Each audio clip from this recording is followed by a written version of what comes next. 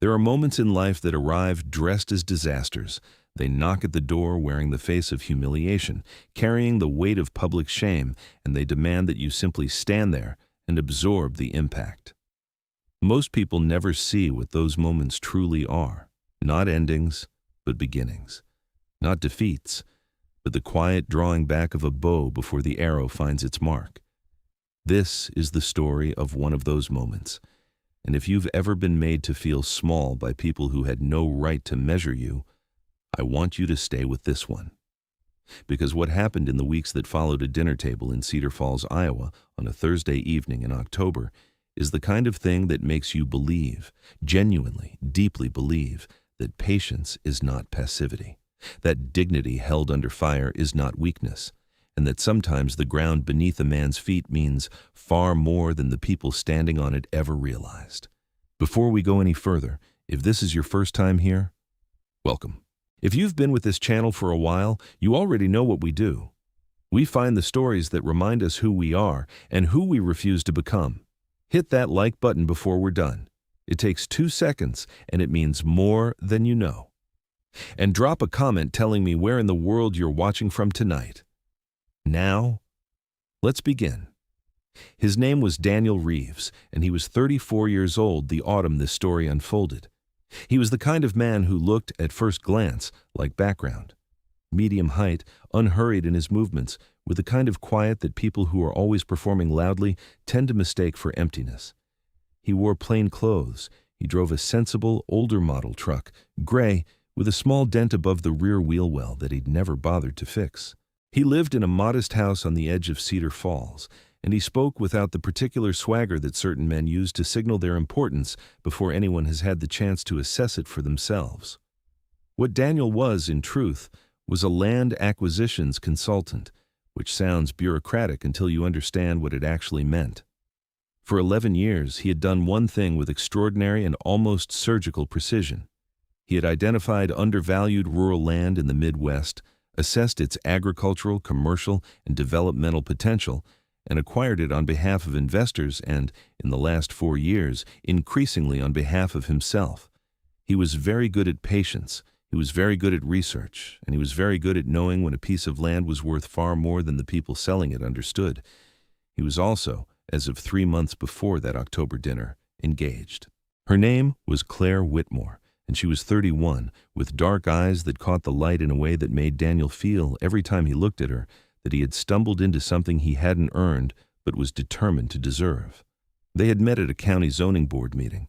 She was there representing a small environmental nonprofit. He was there reviewing a parcel assessment, and he had spent 45 minutes watching her argue a position with calm, devastating precision before he worked up the courage to speak to her in the parking lot afterward. They had been together for 2 years before he proposed in the kitchen of his modest house, with a ring he'd chosen himself and a speech he'd practiced approximately 0 times, because some things, he believed, should come from the unscripted part of a person. Claire had said yes before he finished the sentence. The problem was the Whitmore family. Specifically, the problem was Claire's 3 brothers. There was Marcus, the eldest at 39, who managed the Whitmore family's farm and land holdings east of Cedar Falls, with the particular confidence of a man who had inherited authority and confused it with competence.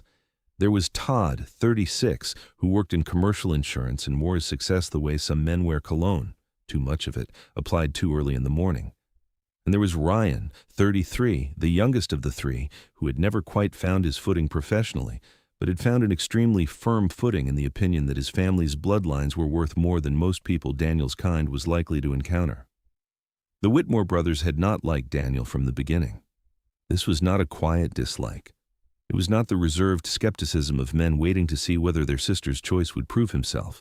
It was loud, textured, and unapologetic.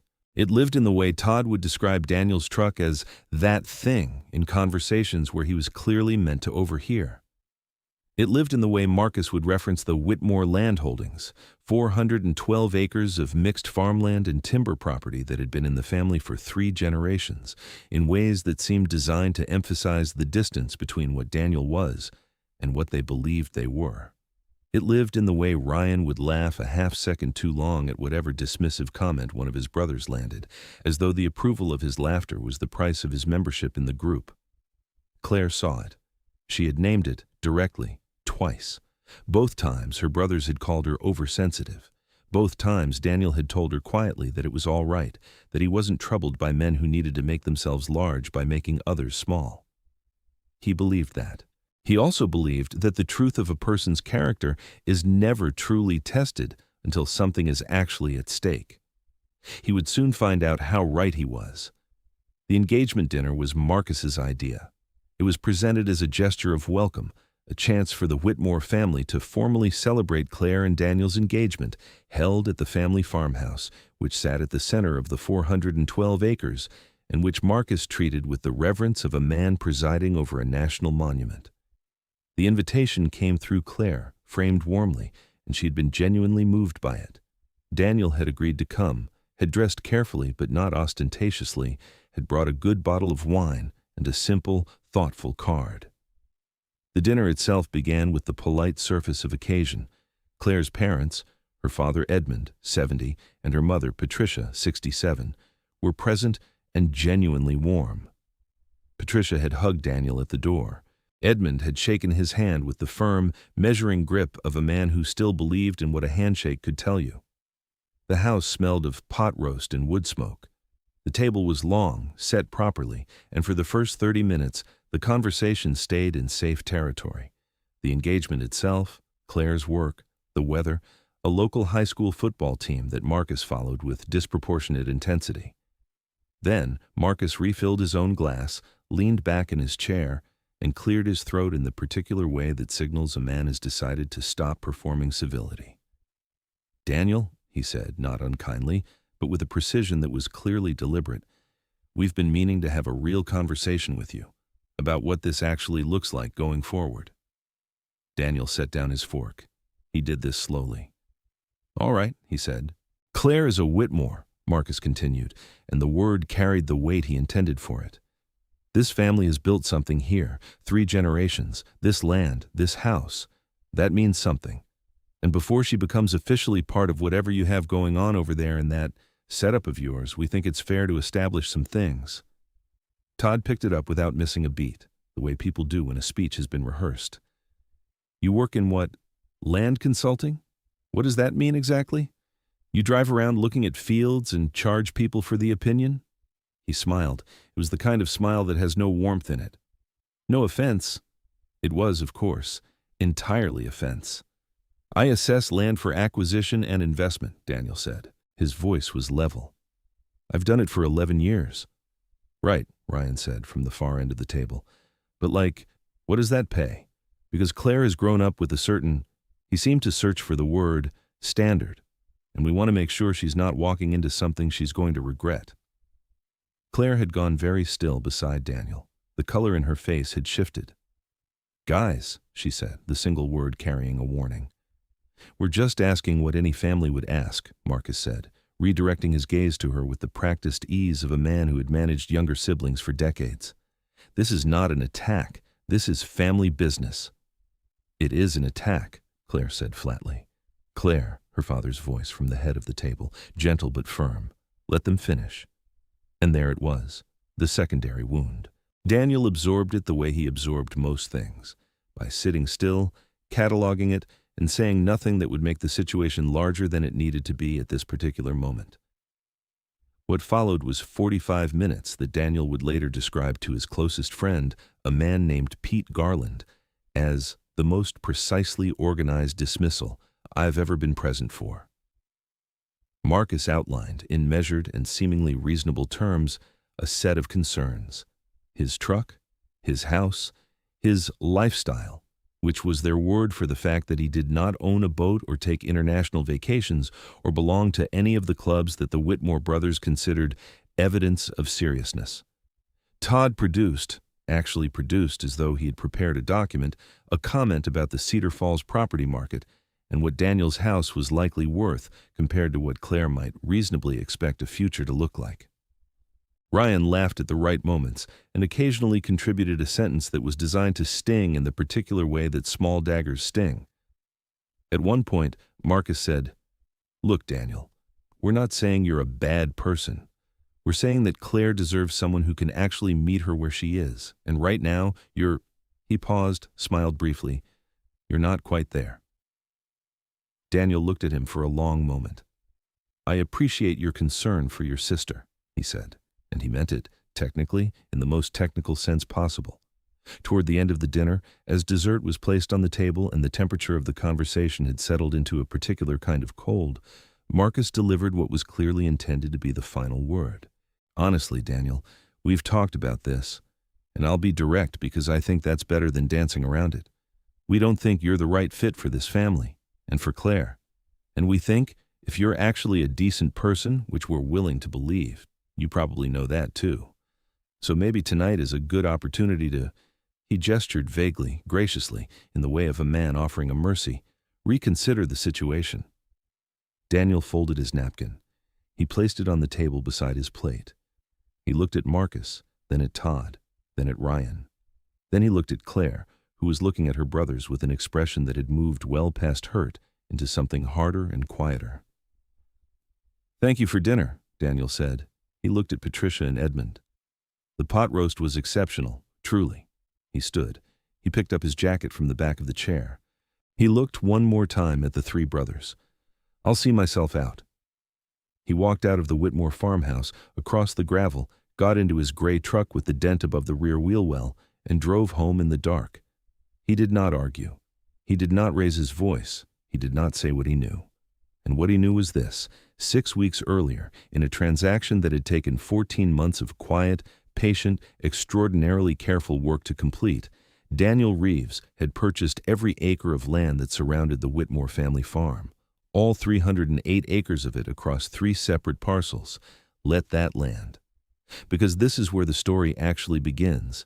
You have to understand the geography to understand the significance. The Whitmore family farm, Marcus's 412 acres, the 3-generation inheritance, the thing he had used all evening as a measuring stick of worth, sat at the center of a larger parcel of mixed farmland, timberland, and a strip of riverfront property that bordered the Mill Race River on its eastern edge. The Whitmore land itself was operational and productive, but it was bounded on 3 sides by properties that had, over the past decade, passed through various hands as farming families sold and relocated, and the agricultural economics of that particular corner of Iowa shifted. Daniel had first looked at the surrounding parcels 18 months ago, initially as part of an assessment for an investor group he occasionally worked with. What he had found over the course of his research was something that investor group had completely missed. The riverfront strip on the eastern boundary had been quietly rezoned by the county 2 years prior, opening it to a category of recreational and mixed-use commercial development that made it, suddenly and substantially, worth 4 times what any of the surrounding agricultural land suggested.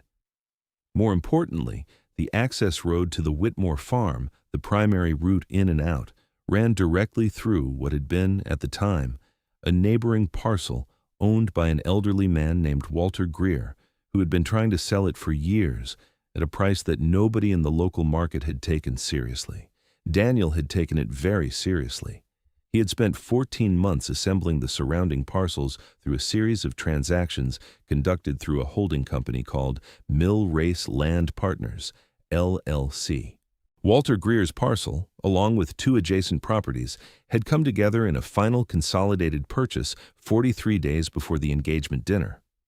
The total acquisition cost was $1.2 million, financed through a combination of his own capital, built over 11 years of quiet, precise work, and a structured loan he had arranged with a private lender he'd worked with for years. The land itself was already, by his conservative assessment, worth $1.9 million on the open market. And that was before the riverfront development potential was fully factored in. He had said nothing to Claire about the specifics of the acquisition, not because he was hiding it from her, but because the transaction was in process during the early months of their engagement, and he had a professional habit of not discussing active deals until they were closed. He had told her, generally, that he was working on a significant acquisition in the area. She had nodded, asked a couple of thoughtful questions, and trusted him. That was the nature of their relationship. Trust moved before explanation. What the Whitmore brothers did not know, what they had never bothered to find out, because men who have decided they already know the measure of you rarely investigate any further, was that the man they had just escorted out of their farmhouse now owned the land on 3 sides of their property, and, more critically, owned the access road that every vehicle, every piece of farm equipment, every feed delivery truck, every grain hauler, and every family member who visited the Whitmore farm used to enter and exit. Daniel drove home in the dark.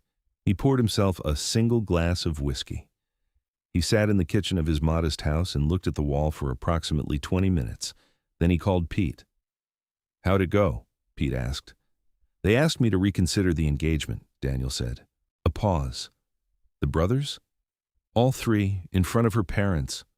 "What did her parents do?" "Her father told her to let them finish." Another pause, longer this time. "Danny?" "I know. You could have said something." "I could have," Daniel agreed. "But you didn't." "Not tonight." He heard Pete exhale slowly. They had known each other for 17 years. Pete understood what "not tonight" meant.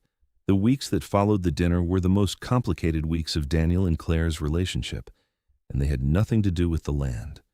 They had everything to do with what had been revealed at that table and what Claire intended to do about it. She had called her brothers the morning after. The conversation had, by her description, been loud and circular. Marcus had framed the dinner as a service, an act of protective care. Todd had doubled down on the financial concerns with the conviction of a man who cannot be wrong because he cannot afford to be. Ryan had apologized in the boneless way of a person who wants credit for the gesture without the substance of it.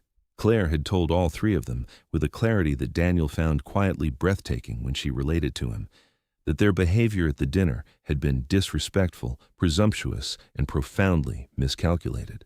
She had told them that she was 31 years old, that she had chosen Daniel Reeves, that she would be marrying Daniel Reeves, and that the next time any of them attempted to remove him from a room, they would find themselves removed from her life instead. There had been silence after that.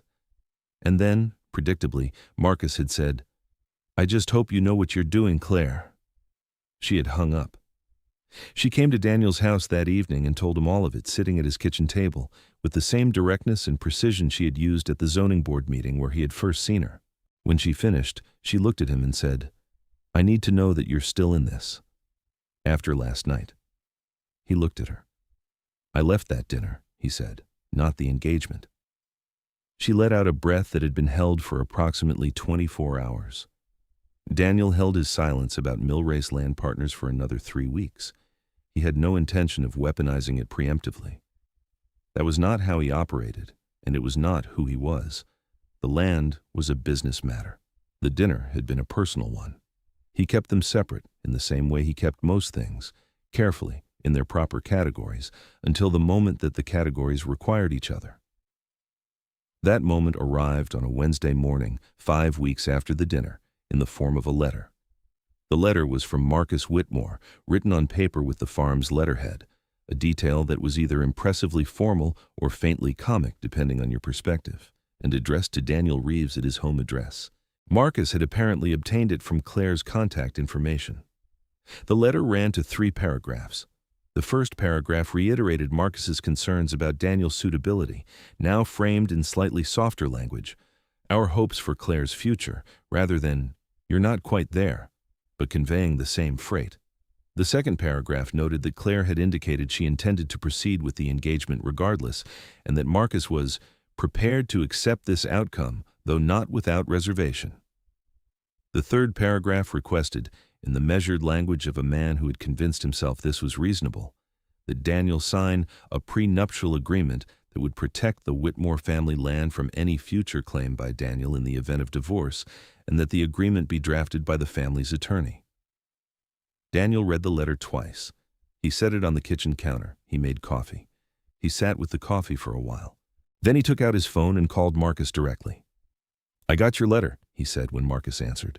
"Daniel, good. I hoped you'd understand the spirit of it." "I'm happy to discuss a prenuptial agreement," Daniel said. "Claire and I have already spoken about one. We're both in favor of independent legal representation and a clear financial agreement before the wedding." A pause as Marcus recalibrated. "Well, good. That's That's sensible. I do want to meet before that process begins, Daniel said. There's something you should be aware of, a business matter that relates to the family property. It would be useful for you to have that information before your attorney begins drafting anything. There was a longer pause. What business matter? I'd rather go through it in person, Daniel said. Could you and your brothers come to my office on Friday afternoon? His office, which the brothers had never visited, had never asked about, had pictured, if they'd pictured it at all, as something small and provisional, was located on the 4th floor of a building in the commercial district of Cedar Falls that he owned a stake in through a separate holding company. It was not showy. It had clean lines, natural light, a long conference table, and one wall that held a series of framed topographic and survey maps of the various land parcels he had acquired over the years. He had deliberately hung those maps with the intention of never needing to draw attention to them. They drew attention to themselves. When Marcus, Todd, and Ryan arrived on Friday at 2 p.m, they moved through the office with the slightly adjusted energy of men encountering information that doesn't fit their previous model. Todd looked at the maps. Ryan looked at the conference table. Marcus looked at Daniel with an expression of careful, recalculated assessment. Daniel thanked them for coming. He offered coffee, which Marcus accepted, and the others declined. He waited until they were seated and the room had settled. Then he placed 3 documents on the table. Each was a bound copy of the Millrace Land Partners acquisition portfolio. The full transaction record, the parcel maps, the assessments, and the final deed registrations. The cover page showed the Millrace Land Partners name. Inside, the first map showed the Whitmore farm at the center of the page, colored in one shade.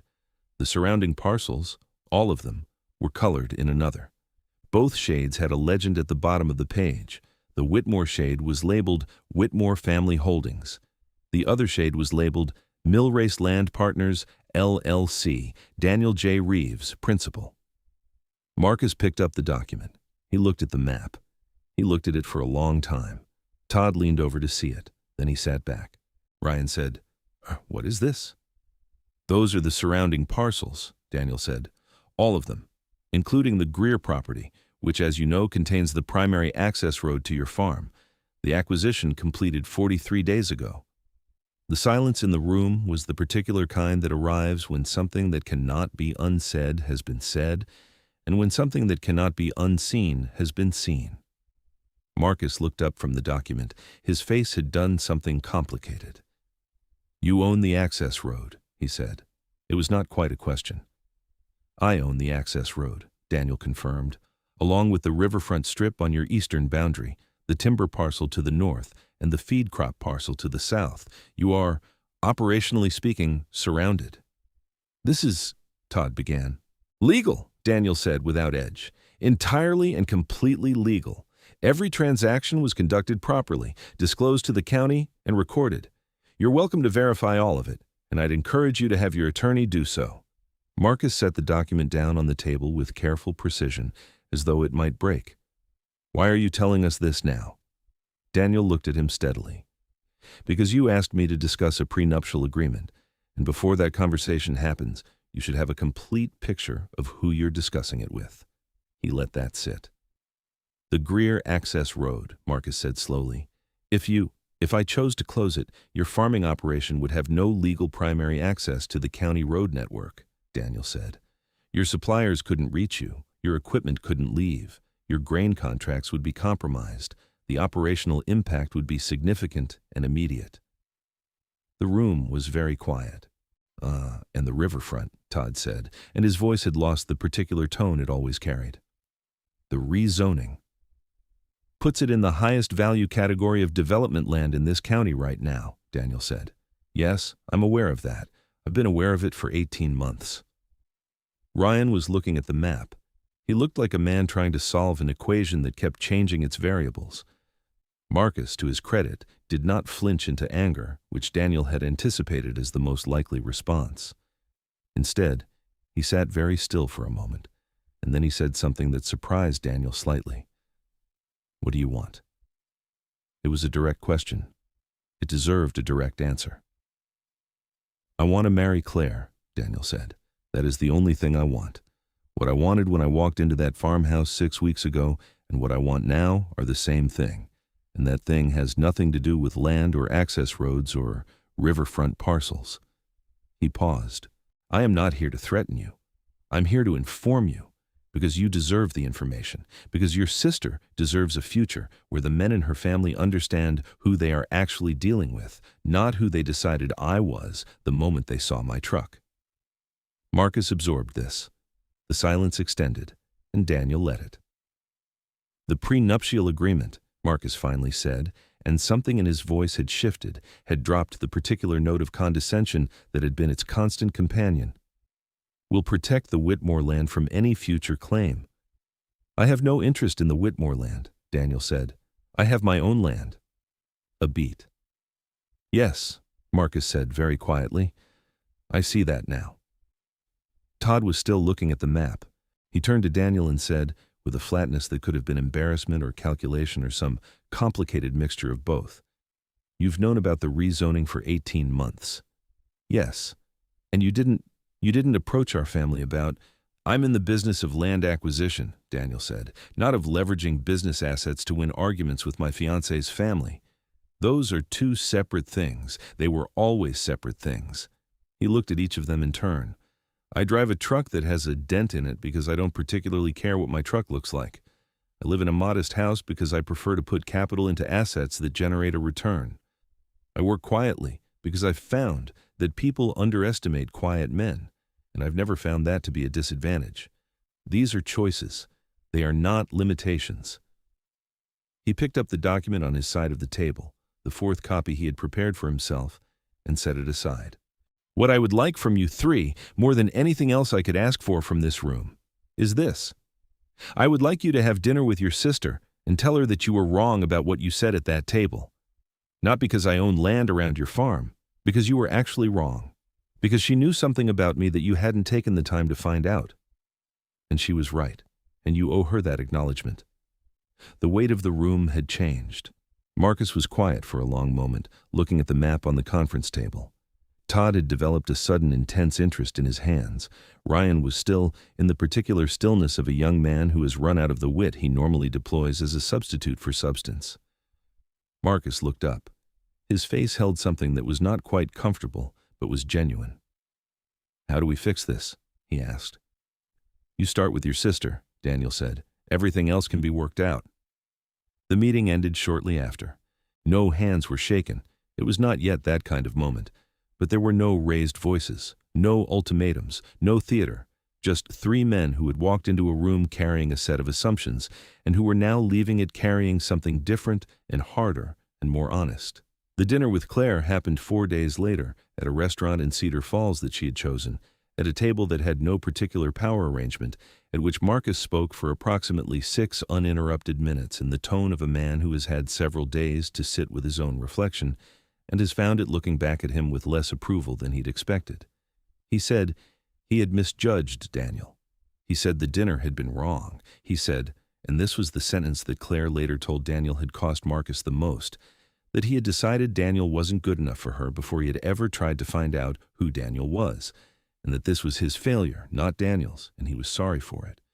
Todd offered a shorter but genuine version of the same thing. Ryan apologized with the specific detail that the comment about Claire's standard had been a terrible thing to say, and he knew it the moment he said it and had been trying not to know it for 6 weeks. Claire listened to all of it. She accepted it with a grace that told Daniel everything about the kind of person she had always been and always would be. She did not perform forgiveness. She extended it as a genuine act, which is harder and rarer than most people understand. Afterward, walking to the parking lot, Marcus paused beside Daniel's gray truck with the dent above the rear wheel well. He looked at it for a moment. "Same truck," he said. "Same truck," Daniel confirmed. Marcus nodded slowly. Something passed across his face that was adjacent to appreciation. Not comfortable yet, but real. "For what it's worth," he said, "I never actually thought a truck told you much about a man." "No," Daniel said. "You just acted like it did." Marcus had the decency to hold Daniel's gaze when he said, "You're right. I did." They shook hands in the parking lot of the restaurant. It was not the handshake of men who had become friends. It was the handshake of men who had decided to stop being adversaries, which is not the same thing but is often the necessary beginning of something better. The prenuptial agreement was drafted 4 weeks later by independent attorneys representing both parties. It protected the Whitmore land completely. It also, at Daniel's instruction, included a clause that the Millrace land partners' access road easement across the Greer property would be granted to the Whitmore farm in perpetuity and at no charge as a condition of the marriage, not as a trade, not as a leverage point, but as a gift. His attorney had raised an eyebrow at this. Daniel had said simply, "She loves that farm. Her parents built it. It stays accessible." Claire read that clause in the agreement and was quiet for a while. Then she looked at Daniel and said, "You didn't have to do that." "I know," he said. "You could have used it." "I could have." She looked at him for a moment with those dark eyes that caught the light. "Why didn't you?" "Because the point was never to win," he said. "The point was for them to see what was actually there, and they did. That's enough." They were married in a small ceremony the following May, outdoors, on a Saturday afternoon when the Iowa sky was the particular shade of blue that seems to exist only in spring, when the world is deciding what it intends to be. The ceremony was held, at Claire's suggestion, on the Millrace riverfront property, the most valuable parcel of what Daniel had assembled, the one with the highest development potential, the one that the three brothers had stared at on the map in the conference room, like men discovering a trapdoor in a floor they thought was solid. She had walked there with her father, who had shaken Daniel's hand with both of his at the rehearsal, and said quietly that he was sorry the evening had gone the way it had, and that he was glad Daniel was a patient man. Daniel had told him he was glad too. Marcus stood at the ceremony with the contained, adjusted expression of a man practicing the art of revision, going back over a settled conclusion and finding it needed to be rewritten. He spoke at the reception with warmth that had not been present 6 months earlier, and with the specific, conscious warmth of a man who has decided to earn back a standing he forfeited carelessly. Todd made a toast that was brief and sincere and included the phrase, "I didn't understand what I was looking at," which, in the context of a wedding toast, nobody else fully understood, but which Daniel heard exactly as intended. Ryan danced badly and enthusiastically and laughed freely and pulled Daniel aside at one point during the evening to say, in the unguarded way of youngest children who have dropped the performance of their family role, "I think you're actually the best thing that could have happened to this family, not just Claire, the whole thing, and I'm embarrassed it took me this long to get there." Daniel had found, to his mild surprise, that he liked Ryan the best of the three.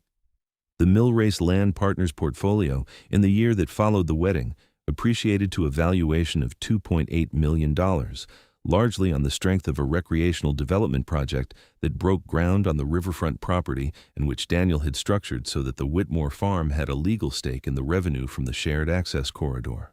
He had built that into the structure of the development agreement quietly, without announcement, and Marcus had found out about it from the attorney during a routine review and had driven to Daniel's office unannounced to ask him about it.